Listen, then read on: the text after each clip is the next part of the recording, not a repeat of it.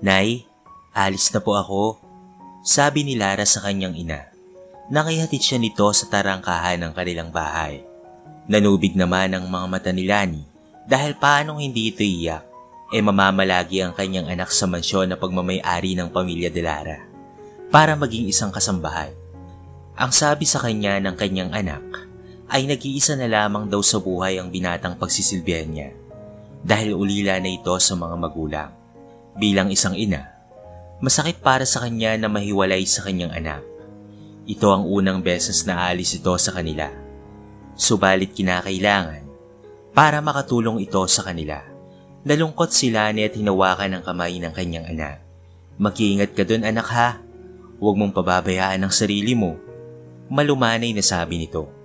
Ngumiti naman ang matamis si Lara. O naman po nay, aalagaan ko po ang sarili ko.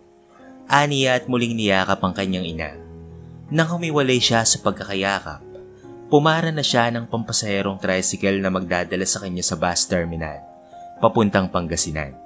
Tumulo ang luha niya habang patungo siya roon. At nang makarating na siya sa bus terminal, bumaba na siya at pumila para kumuha ng tiket. Nang makakuha, ay pumasok na siya sa loob ng bus. Mabilis na napuno ang basket agad yung ipinausad ng driver. Habang nakatanaw siya sa labas, iniisip niya kung ano ang mangyayari sa kanyang pagpunta sa Pangasinan. Ano ang magiging kapalaran niya roon? Magiging maayos kaya ang pakikitungo sa kanya? Inirefer kasi siya ng kanyang kaibigang si Gina sa isang kakilala nito na nangangailangan ng katulong ang nag-iisang anak ng mag-asawang de Lara. Ito ay walang iba kung hindi si Tristan de Lara. Iwinaksi niya ang mga katanungan na yon sa kanyang isipan. Nag-isip na lamang siya ng mga positibo. At sinabi niya sa kanyang sarili na walang mangyayari kung mag-iisip ng negatibo. Ipinikit na muna niya ang kanyang mga mata at saka siya natulog. Hindi maiwasang titigan ni Lara ang mansyon na nasa kanyang harapan. Ito yung address na sinabi sa kanya ng kanyang kaibigan. At dito siya dinala ng inerkilang tricycle. Bumuntong hininga na lamang siya at lumapit sa doorbell. Saka pinindot iyon.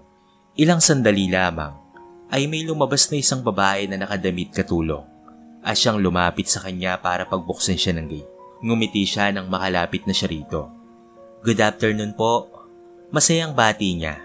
Ngunit hindi siya pinansin o nginitian lamang nito. Nang buksan na nito ang gate ay kaagad na siya nitong pinapasok gamit ang mga kamay. Pipi ba to? Hindi niya napigilang itanong sa kanyang sarili dahil hindi man lamang ito nagsasalita. Pumasok sila sa loob ng bahay at halos mamangha siya nang makita ang ganda ng bahay na iyon. Napakagara at napakagarbo sa loob. Prinsipe ba ang nakatira dito? Hindi niya maiwasang itanong sa kanyang sarili. Hinarap siya ng babae na nakataas ang kilay. Ikaw ang papalit sa akin. Moody si sir at dapat mahaba ang pasensya mo. At dapat alam mo kung ano ang ayaw niya at gusto. At hindi ko yun sasabihin sa'yo. Alamin mo ang mga gusto at ayaw niya. Aalis na rin ako mamaya. Ani nito sa katinalikuran siya at umakyat na nga ng hagdanan dahil doon ay napasimangot na lamang siya. Ang sungit naman, aniya. Inilibot niya ang paningin sa buong mansyon at nagtungo sa kusina. Tinignan niya ang kanyang relo at nakita niyang 4:00 na ng hapon. Siguro ay kinakailangan na niyang magluto ngayon. Napatingin siya nang makita ang isang papel na nakadikit sa pader. Nilapitan niya iyon at binasa. Natawa siya ng mahina nang mabasa ng mga rules iyon sa bahay, kabilang naroon ang pagkain na gusto nito. Natawa na lamang siya dahil kailangan pa nitong ilagay iyon sa pader, kung pwede naman iyong kabisaduhin ng katulong. At ano naman ang nakakatawa? Tanong ng isang tinig na nagmumula sa kanyang likuran. Napalingon siya at nakita ang isang lalaki na may magandang hubog ng katawan na nakasuot ng Amerikana. Ngumiti naman siya rito. Good afternoon po sir. Bati niya at sumimangot naman ito. Anong nakakatawa sa nakasulat sa pader? Nakakunot ang noon nitong tanong. Napakagat na lamang siya sa kanyang labi. Wala po, natutuwa lang po ako sa pagkakasulat. Nakangiti niyang sabi. Tumangutango ito at umalis na sa kanyang harapan at nagtungo sa hagdanan. Pero bago pa siya tuluyang umakyat, huminto itong si Tristan. Magluto ka ng merienda ko. Nakasulat yan. Masungit nitong sabi. Nang makakit na nga ito at napahirap na lamang siya. Sungit, naiinis niyang sampit. Kaagad niyang tinignan sa papel ang merienda na sinasabi nito. Dahil doon, ay napatango na lamang siya nang mabasa iyon. Lumpiang Shanghai pala ang paborito niyang merienda. Aniya habang napatango-tango na lamang at nagsimula na siyang magprepara ng mga gagamitin habang kumakanta-kanta pa. Masaya siya dahil may trabaho na siya. Napahiga naman si Tristan sa kama nang makarating na siya sa kanyang silid. Napatitig siya sa kisame at napabuga ng hangin. Bakit ba kasi iniwan siya ng kanyang mga magulang? Kaya ngayon, mag-isa niya na lamang na itinataguyod ang kumpanya. Pagod na rin siyang mag-isa sa buhay. Namatay ang kanyang magulang dahil sa isang aksidente. 2 buwan na ang nakakaraan. Kaya naman sa kanya iniatang ang mga responsibilidad sa kumpanya sa murang edad. 25 anyos pa lamang siya at wala pang gaanong alam sa kumpanya. Biglang sumagi sa isipan niya ang dalaga. Dahil doon ay napangiti siya. Napakaganda kasi dito, pero naiinis siya dahil tinatawanan nito ang papel na nakapaskil sa pader. Makababa nga, para makita ko kung ano ang ginagawa, aniya sa kanyang sarili. Lumabas siya ng silid at pumaba ng hagdanan, saka nagtungo sa kusina. Natigilan siya nang marinig itong kumakanta. Maganda ang boses nito at nakakahalina. Lumapit siya sa kusina at nakita itong masayang nagluluto ng lumpia. At sumandal na lamang siya sa pintuan at pinakinggan nga ang kanta nito. Maganda pa ang hugis ng katawan nito. Dahil doon ay lumingon ang babae at nakita siya. Hello sir, good afternoon. Bati nito sa kanya nang malingunan siya nito. Hindi niya kasi ito pinapansin bagkus ay lumalapit na lamang siya at tinignan ang niluluto nito. Masarap ba yan? Tanong niya. Ay oo naman sir, masigla nitong sabi. Tumango-tango siya at napatingin sa plato na nasa tabi ng may laman na lutong lumpia. Kinuha niya iyon at titikman. Naku, napakasarap nga. Lasang-lasa ang mga ingredients. Napatingin siya sa babae na ngayon ay nakatingin sa kanya. May naisip siyang plano para dito. Gusto niyang asarin ito. Hindi masarap ang luto mo. Aniya sa ibinaba sa plato ang tira niyang lumpia. Kumunot naman ang noo ng babae. Imposible sir. Kompleto po yan sa ingredients. Nahihiwagaan itong sabi. Tumalikod na siya at nagtungo sa hagdanan na hindi sinasagot ang babae. Nang makarating sa kanyang silid, tumawag si Natasha, ang anak na babae ng isang business tycoon. Sinagot naman niya iyon. Hi, pwede ba tayong mag-lunch bukas? Tanong nito na nahihimigan niya ang pagpapakyut sa boses nito. May naisip siyang ideya para tigilan na siya ng mga ito. Sure, sagot niya at pinatay na ang tawag. Nagkakilala sila sa isang party at simula noon ay hindi na siya tinigilan ni Natasha. Bakit kaya may mga babae na hindi nahihiya na sila pa ang nanliligaw sa lalaki? Napailing-iling na lamang siya dahil doon. Napatingin siya sa litrato ng kanyang mga magulang na nasa beside table niya. Kinuha niya iyon at pinakatitigan. Kung nandito lamang siguro kayo ma, at pati na rin dad, for sure proud na proud po kayo sa akin. Malungkot niyang sabi. Pinaraan ang kamay sa frame. Pumapatak ang perfume sa kanyang mga mata. Sa totoo lang, mahirap ang walang magulang, pero magpapakatatag po ako para sa inyo. Gagawin ko po ang lahat ng makakaya ko para mapalawak ang kumpanya at maging proud din po kayo sa akin kapag nagkaroon po ako ng pamilya. Siguraduhin ko po na magiging mabuti akong ama at may bibigay ang lahat ng pangangailangan ng aking pamilya. Miss na miss ko na po kayo sobra. Aniya at napahagulgol na lamang ito. Nakatulugan na niya ang kanyang pag-iyak dahil doon. Napakunot na lamang sa noo si Lyra dahil hanggang ngayon ay hindi pa rin bumababa ang boses niya. Hindi kaya nakatulog ito? O sadyang ayaw lang nitong bumaba dahil nga sa ayaw nito sa luto niya? Grabe naman, masarap naman ah. Paano na lang ang panglasa nun? Nakataas ang kilay na sabi niya sa sarili niya at tumakyat sa hagdan para tingnan ang kanyang boss. Nang nasa taas na nga siya, ay napatingin na lamang siya sa isang pintuan na nakabukas. Pumasok siya roon at napatras nang makitang tulog na ang boss niya habang yakap-yakap nito ang litrato ng magulang nito. Hindi naman kaila sa kanya na ulila na rin sa buhay ito. Lumapit siya rito at hinagod-hagod ang buhok nito. Kawawa ka naman sir, dahil ulila ka na. Pero saludo ako sa tapang mo dahil nakakayang lampasan ang mga pagsubok sa buhay mo. Aniya. Maagang nagising kinabukasan si Lara. Kaagad siyang nagtungo sa kusina at tinignan ng lumpia para initin iyon kung sakali man ay hindi ginalaw ng kanyang boss. Kinuha niya ang basket sa itaas dahil doon niya inilagay ang Tupperware ng lumpia. Pero laking gulat na lamang niya nang makitang ubos na iyon dahil doon ay napangiti na lamang siya. Gusto pala, nagdi-deny lang, aniya. Kinilig siya doon dahil ibig sabihin lang nun na nagustuhan nito ang luto niya. Nakarinig siya ng pagtikim kaya kaagad siyang lumingon. Halos mapanganga na lamang siya nang makita ang kanyang boss na nakaayos at binatang-binata ang tindig sa kanyang harapan. Good morning sir, bati niya rito at ngumiti ng matamis. Nag-halusinasyon nga ba siya? Dahil nakita niya ang kanyang boss na tiningnan nito ang labi niya pero kaagad din namang bumalik sa kanyang mukha. Ipaghanda mo ko mamaya ng pananghalian. Good for 2 people. Sabi nito at tumalikod na. Suplado talaga na hindi man lamang ako binati pabalik. Naiinis niyang sabi. Tumaas ang kilay niya na humarap sa lababo. At gusto pa akong gawing delivery rider para sa kadate niya. Naiinis niyang sabi rito. Dahil doon ay natigilan siya. Marahil ay nagkakagusto na ang dalaga sa kanyang boss. Well, wala naman sigurong masama kung magkagusto ko sa boss ko, hindi ba? Gwapo kasi ito. Aniya at napangiti. Kaagad niyang kinastigo ang sarili at inabala niya na lamang ang kanyang sarili sa paglilinis ng bahay at kung ano-ano pang gawain. Nang tanghaliang iyon, kaagad na nagluto si Lara ng pananghalian ng kanyang boss. Nagpasya siyang pininiyahang manok at minudo ang lulutuin niya for lunch. Napaisip siya habang nagluluto. Sino kaya ang babaeng kasama nito sa lunch? Napasimangot na lamang siya. Wala akong pakialam kung sino man ang babaeng yon. Aniya at ipinagpatuloy ang pagluluto. Matapos magluto ay inihanda na niya ang Tupperware, plato at iba pa saka inilagay ang mga iyon sa isang basket.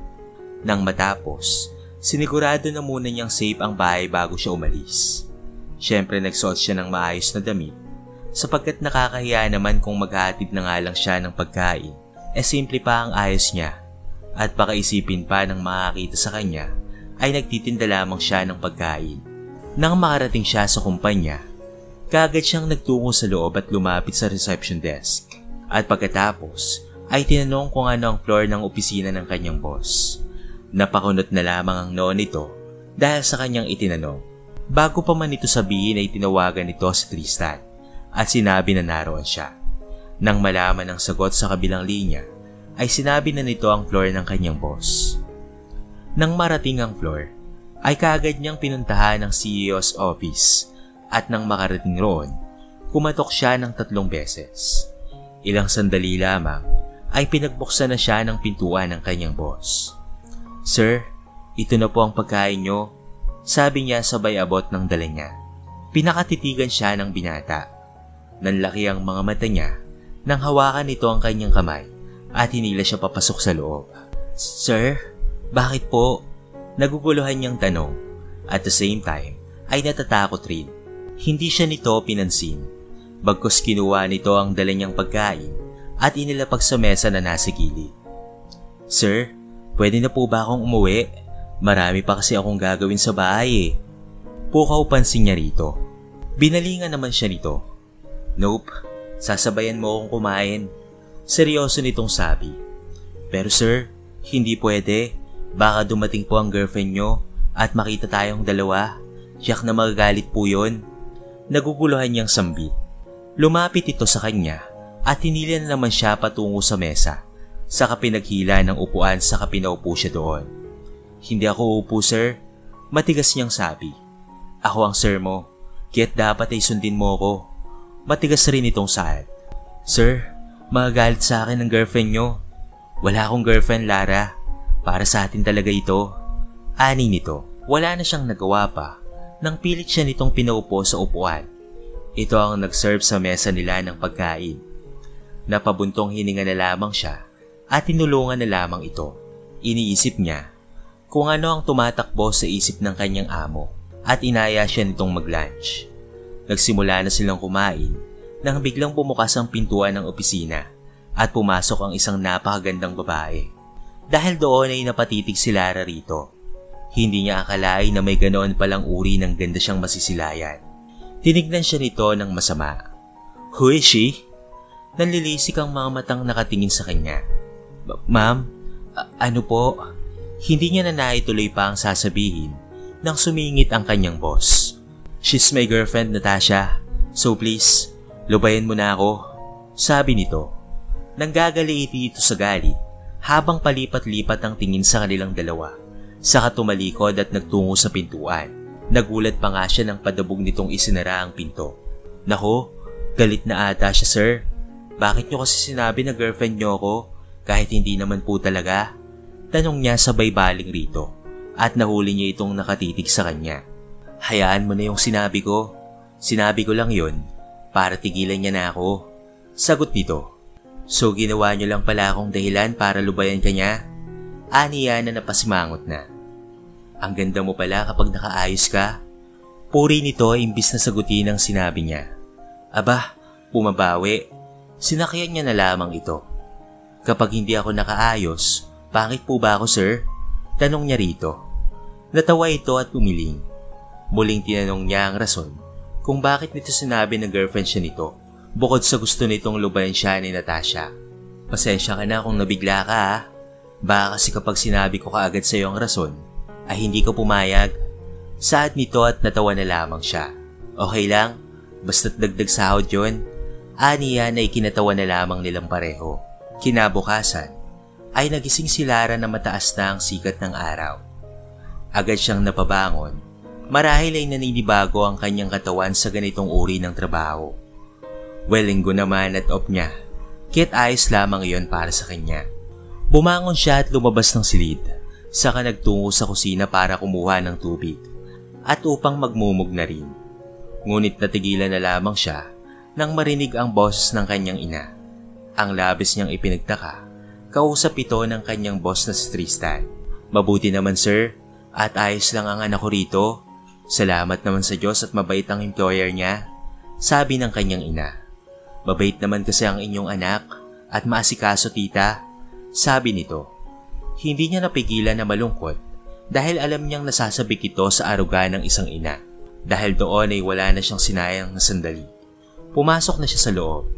Napatingin sa kanya ang dalawa, ngunit ang kanyang mga mata ay natuon sa taong nakaharap ngayon sa kanya at may masuyo ng ngiti sa mga labi.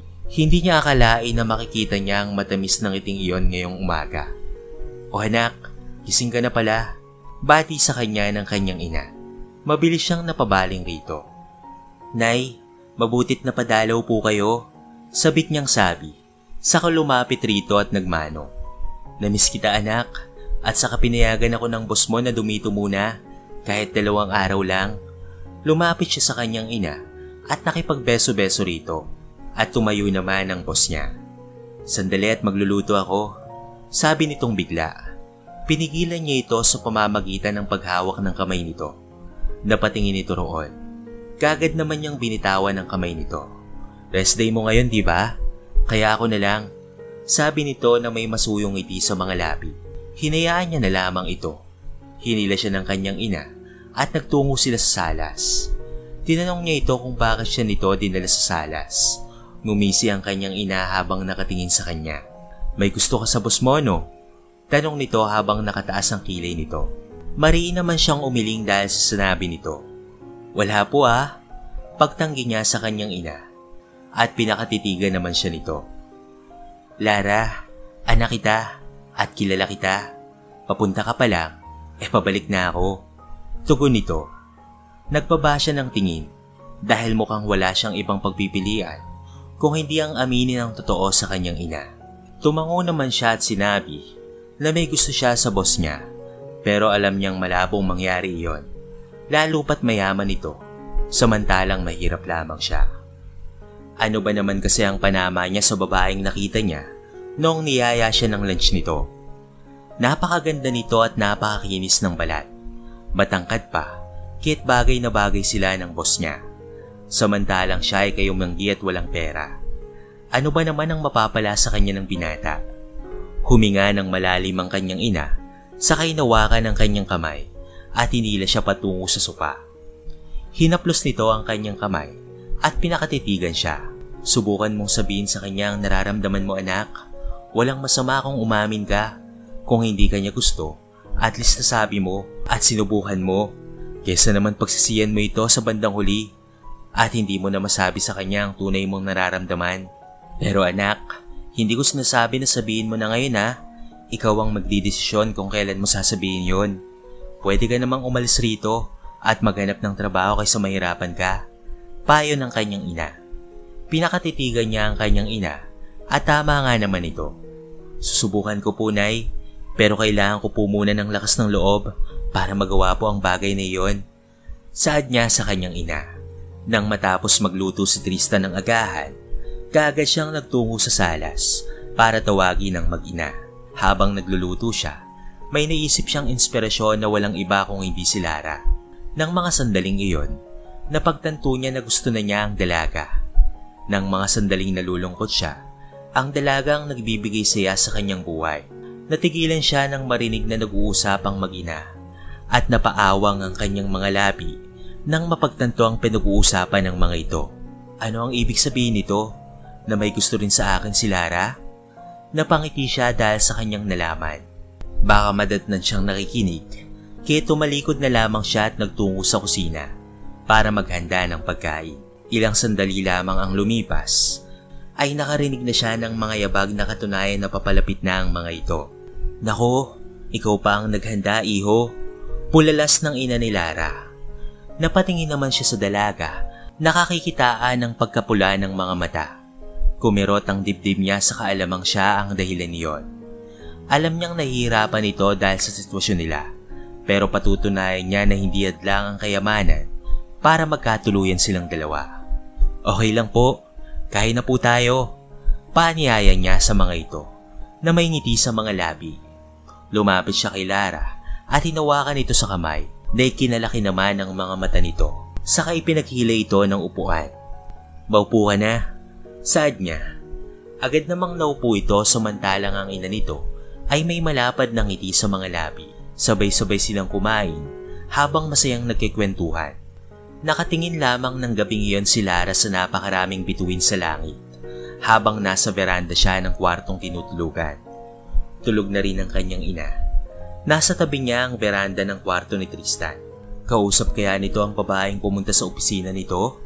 Kaagad niyang iwinaksi iyon sa kanyang isip. Imposible dahil pinagtatabuyan na nito ang babae. Ang lalim ng iniisip ha? Napatigil siya sa kanyang malalim na pag-iisip nang bigla na lamang merong magsalita.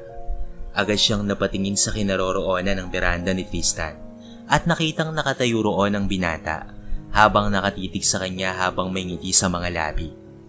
Tristan, gising ka pa pala? Ay, boss pala. Paumanhin po. Hinging paumanhin niya. Tumawa naman ito at napatitig siya rito. Iniisip niya kung bakit nga ba ang ganda ng tawa nito at parang musika sa kanyang pandinig. Agad siyang nag-iwas ng tingin nang muling tumitig ito. Buti na lang at dim light lang ang ilaw sa pwesto niya dahil kapag hindi ay malamang na makikita nito ang pamumula ng kanyang pisngi. Hindi ako makatulog eh. May iniisip kasi ako. Saad nito. Nagangat siya ng tingin at nagtitigan sila. Bakit kung makatitig ito ay parang siya ang tinutukoy nito? Ikaw, bakit kising ka pa? Tanong nito. Napatingin siya sa mga bituin. Wala, may iniisip lang po ako sir. Sagot niya. Sa tingin mo, hindi po pwedeng magkatuluyan ng mahirap at mayaman? Biglang tanong nito. Confused naman siyang napatingin rito. Bakit ganoon ang biglang tanong nito sa kanya? Baka may nagugusto nito na mahirap. Kumirot naman ang dibdib niya dahil sa kanyang naisip. Para sa akin po ay hindi pwede dahil tiyak na mahuhusgan yung mahirap at iisipin na pera lamang ang habol niya sa mayaman. Tugon niya. Nakita niya ang lungkot sa mga mata nito. Paano kung may nagkagusto sa iyo na mayaman at gusto mo rin? Ayawan mo ba dahil lang sa iniisip ng ibang tao? Makahulugan itong sabi. Napaawang ang labi niya. Bakit ganoon ang tinatanong nito sa kanya? May alam kaya ito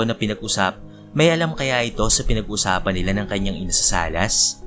Imposible kung sakaling siya nga. Ibig sabihin, may gusto rin ito sa kanya. Kung ako ang tatanungin, mas pipiliin kong ipaglaban siya dahil mahal ko siya at hindi ako babasa sa mga maririnig ko lang sa iba. Hindi ako papayag na hadlangan ng mga taong nakapaligid sa akin. Sagot nito sa kanya. Tumangutango na lamang ito na may malapad ng ngiti sa labi. Matulog ka na, Lara. May pupuntahan pa tayo bukas. Gusto kitang ipakilala sa kanila. Sambit nito. Pero mapapansin ang lungkot sa mga mata at boses ng kanyang boss. Naglakad na ito patungo sa loob ng silid nito at ganoon na rin siya. Nahiga na lamang siya sa tabi ng kanyang ina. Nasa isipan niya ang pinag-usapan nila kanina. Palaisipan sa kanya ang tanong nito hanggang sa nakatulugan na nga niya ang pag-iisip. Paggising niya kinabukasan, agad siyang napaunat ng mga kamay at sumilay ang malapad ng ngiti sa mga labi niya. Kinising siya ng nasa itaas para sa isang panibagong araw. Agad siyang bumangon at bumaba at nagtaka dahil wala na ang kanyang ina sa kanyang tabi.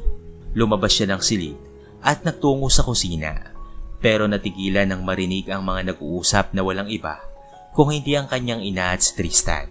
Tita, may napupusuan na po ba kayo para sa anak nyo? Yun ang tanong ni Tristan. Meron, pero kailangan munang umamin ni Lara roon. Sagot ng kanyang ina. Sumilip siya para tignan kung ano ang magiging reaksyon ni Tristan. At sakto naman na nakaharap ito sa kanya. Kitang-kita niya ang biglaang paglungkot sa mga mata nito. Tumayo siya ng tuwid at pinakalma ang kanyang sarili sa kanaglakad patungo sa loob. Good morning, masiglang bati niya. Buti naman at gising ka na dahil aalis na rin ako maya-maya anak. Anang ng kanyang ina. Na ngayon ay may hawak ng bandihado na may laman na hotdog, sausage at bacon. Ihatid na po namin kayo mamaya. Total ay madadaanan naman po natin ang terminal ng bus sa pupuntahan namin ni Lara. Sagot ni Tristan. Napakunot noon na lamang siya. Iniisip niya kung saan ba kasi sila pupunta. Nagugas na nga siya ng kamay at nakisalo sa pagkainan. Masaya siya dahil ng mga sandaling iyon ay para silang isang pamilya. Nang maihatid nila ang kanyang ina, nagtungo sila Tristan sa isang memorial park. Parang may ideya na siya kung kanino siya nito ipapakilala. Sa mga magulang nito. Tahimik lamang siya na nakaupo at ipinark ng binata ang sasakyan sa isang tabi at akmang bubuksan niya na ang pintuan ng kotse nang pigilan siya nito. Sabi nito ay siya lamang raw ang magbubukas ng pintuan para sa kanya. Kinilig naman siya dahil sa pagiging gentleman nito. Nang makalabas na siya, kaagad siya nitong inakay patungo sa isang pwesto. Nang makalapit roon ay nabasa niya ang pangalan ng mga magulang nito. Tumingin ito sa kanya. Gusto kitang ipakilala sa mga magulang ko. Sad nito at napatitig siya rito. Bakit? Tanong niya. Pinakatitigan siya nito dahil gusto kong ipakilala sa kanila ang pinakaimportanteng tao sa buhay ko ngayon. Saad ng kanyang amo. Hindi niya akalain na isa pala siya sa pinakaimportanteng tao sa buhay nito. Dahil doon ay napatingin na lamang siya sa lapida. Hello ma'am and sir, ako po ito si Lara. Kaibigan po ako ni Tristan. Nais ko lang pong sabihin sa inyo na napakabait po ng anak nyo. At napakatapang dahil sa kabila ng pinagdaraanan niyang ito, ay narito pa rin siya at nananatiling nakatayo at matibay. Kaunting panahon na lamang po at magiging successful na po siya sa buhay. Hintayin niyo lang po yon, ma'am at sir, at tiyak na magiging proud na proud po kayo sa kanya. Aniya, saka napatingin kay Tristan. Malamlam ang mga matang nakatitig lamang ito sa kanya at ngumiti siya. Bakit ganyan ka naman makatitig sa akin? Tanong niya na nilakapan pa ng mahinang pagtawa. Napailing-iling na lamang ito sa kanya. Hindi ko akalain na makakatagpo ko ang isang kagaya mo. Salamat sa pag-build up sa akin ha. Ani nito saka lumapit sa kanya. Ani nawakan ng kanyang mga kamay. Natigilan siya sa ginawa nito. Nakaramdam siya ng bolta-boltaheng kuryente sa ginawa nito sa kanya. Pinakatitigan siya ng binata at tumingin sa lapida. Gusto ko lang pong ipakilala sa inyo ang babaeng napupusuan ko at gusto ko ma'am and dad. Sabi nito na ikinaawang ng labi ng dalaga. Hindi niya akalain na sasabihin nito iyon sa harapan niya. Gusto siya ng lalaki. Ang ibig sabihin, siya ang tinutukoy nito kagabi sa sinabi nito. Gusto mo ako? Tanong niya sabay turo sa sarili. Nakangiti naman itong tumangutango. Oo, gusto kita Lara. Gustong gusto kita. Saan nito? Gusto mo rin ba ako? Tanong nito habang titig na titig sa kanya. Dahil doon, ay tumangutango na lamang siya. Oo, gusto rin kita Tristan. Gustong gusto kita. Aniya. Nilapitan siya nito at niyakap. Salamat dahil binuo mo ko. Salamat sa lahat. Sad nito at napangiti siya at hinagod-hagod ang likuran nito. Nakahanda ngayong gabi si Lara. Nakasuot siya ng white dress na hanggang itaas ng tuhod ang haba. Naka-flat na sandals lang siya. Niyaya siya ni Tristan na mag-dinner sa mismong kusina. Nang matapos makapagbihis, ay bumaba na siya ng hagdan at nagtungo sa kusina. Halos manlaki na lamang ang mga mata niya nang makita ang mga pulang rosa sa kanyang dinaraanan. Pumasok siya sa kusina at ganoon na lamang ang pagkamangha niya nang makita ang ayos niyon. Nasa tabi ng mesa si Tristan at nang makita siya ay lumapit sa kanya ito at inilahad ang palad sa kanyang harapan habang titig na titig sa kanya. Napakaganda mo ngayon, Le. Sambit nito at napangiti na lamang siya sa itinawag nito sa kanya. Saan mo naman nakuha yung palayaw na yan? Pagpibiro niya at ngumisi ito. Siyempre, ginawa ko lang para sa'yo. Saad nito at kinindatan siya. Inirapan na lamang niya ito at hinapit siya nito sa bewang at sumayaw sila sa saliw ng musika. Masaya siya ng mga sandaling iyon dahil kasayaw niya ang lalaking itinitibok ng kanyang puso. Pinagdikit nito ang kanilang noo. I love you, Miss Lara. Madamdamin nitong pahayag. Pinakatitigan niya ito. Bago pa man siya nakasagot ay nagsalita ulit ito. Will you be my girlfriend? Tanong nito. Napaawang naman ang labi niya at napangitiri. Oo, Tristan. Sagot niya. Pinaglapat ni Tristan ang kanilang mga labi at nang mga sandaling iyon ay pakiramdam niya ay siya na ang pinakamasayang babae sa buong mundo. Sa buhay, hindi hadlang ang katayuan para tanggapin ka ng taong minamahal. Minsan, kapag tinutulungan mo ang isang tao, hindi mo na namamalayan na nagbabago na pala ang buhay mo. Piliin mo lang palagi ang mabuti at malamang ay iikot na ang gulong ng iyong buhay.